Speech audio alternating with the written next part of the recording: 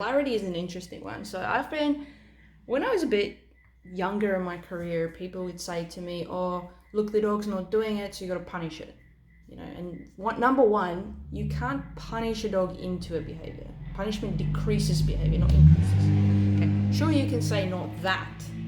Right? I get that, but that doesn't mean the dog will do what you want. So you got to be careful with, how you see that. It wasn't until recently, as I started watching some of the videos I've been working on with dairy and stuff, that I started to notice something specific. Now, I've mentioned to you guys before about generalization, like how the picture changes. But that's part of what's in your hand. So when people lure their dog, right? So like a sit with the food over the head, when you remove the food, the dog goes, that doesn't look the same. I don't see food.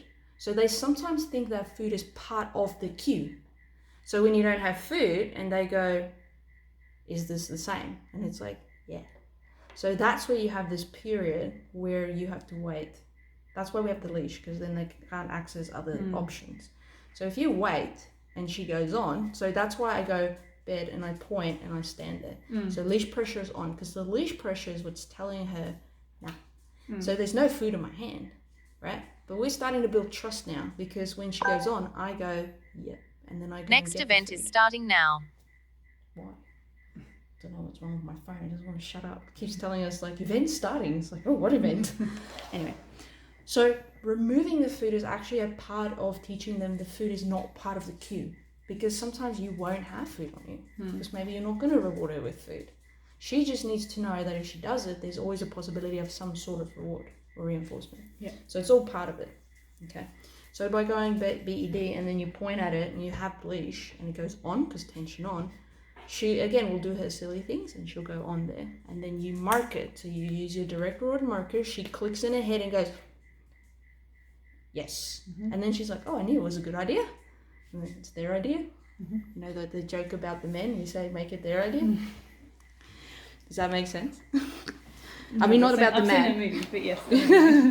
Yeah. So a lot of people, what they do is they'll actually not reward the dog. They'll go, oh, look, the dog's doing it. So in language they do, but they don't actually mark it. And then the dog goes, oh, it must not mean the same, so I should probably wait for food.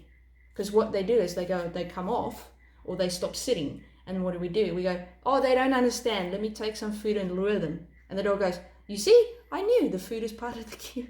Right. And often this can be later interpreted down the right line as bribery. Because they go, oh, she only does it with food. I don't think so. I think it's more a clarity thing. Yeah. So, yeah. Okay. So what we're going to do today is we want to wean out that as part of the cue. Not for your recall. The recall doesn't wean out for quite some time, but the bed does. Yeah. So what I want you to understand is, so if we divide, and that's why I do the bed, because the bed is also going to help you with the recall, the principles, the concepts. Okay. So with your bed, you're going to, one, wean out food as part of the lure, and then we're going to do temptation proofing. So what that means is we're going to use anything that we know she's tempted to go for to get her to break and teach her, hang on, it's only one of 2 or 3 things that's going to let you come off the bed. So remember, bed is all paws on the bed. So either the direct reward marker means you can come off, or the indirect reward marker, which means you can come off, or I give a different command. That's the only 3 things that's going to let you come off. So that one's the yeah? Yep. And that one's... Huh? Get it. Okay. Yeah. All right. Because what we're going to do is here, we're going to now incorporate the temptations to use this more. Okay. So what you're going to do is you're going to ask her to... So first we do that one, right? She goes onto the bed. We give her a room service. So once she understands, oh yeah, cool, food's not part of it, no problems. Then we go, cool, you're going to go on the bed. She goes, yeah, but I already know that. And then we up the level. So what we do is we still have our leash. Just out of reach, we throw some food. You don't say anything. You don't even say leave it. You just throw it. And she'll go, oh, that must mean I can come off. So again, here the clarity comes in. So she's going to try and get that. You block her. What happens? Leash pressure on. So she goes, I can't get it.